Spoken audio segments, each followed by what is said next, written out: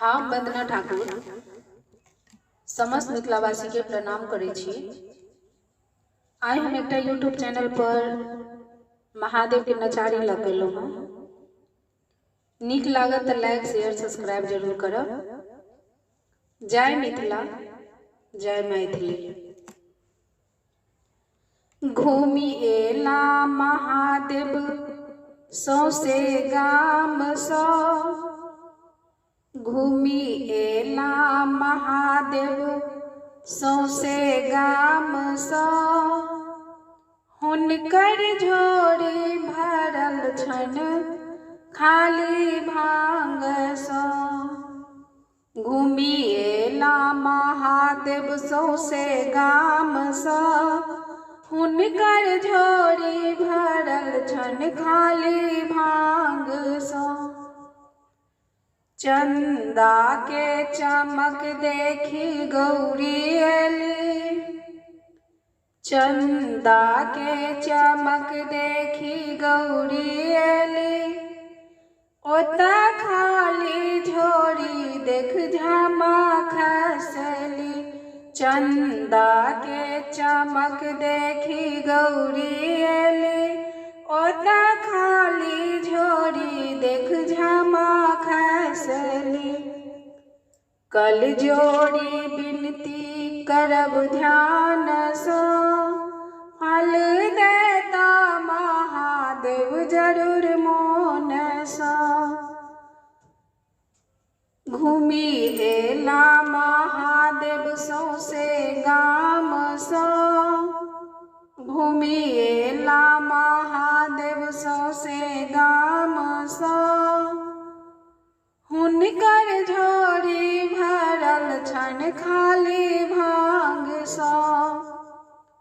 डमरू के शब्द सुनी गौरी एली, डमरू के शब्द सुनी गौरी एली। ओता खाली झोरी देख झामा खसली, डमरू के शब्द सुनी गौरी एली। ओता खाली झोरी देख झामा खसली। कल जोड़ी बिनती करब ध्यान सँ, फल देता महादेव जरूर मोन सँ। फल देता महादेव जरूर मोन सँ। घूमि एला महादेव सौसे गाम सँ, घूमि एला महादेव सौसे गाम सँ। हुनकर झोरी भरल छन खाली भांग सँ। बसहा के शब्द सुनी गौरी एली, बसहा के शब्द सुनी गौरी एली।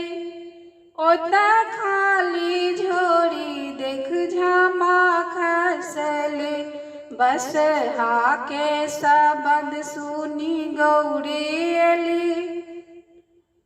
ओता खाली झोरी देख झामा खसली। कल जोड़ी बिनती करब ध्यान सँ, फल देता महादेव जरूर मोन सँ।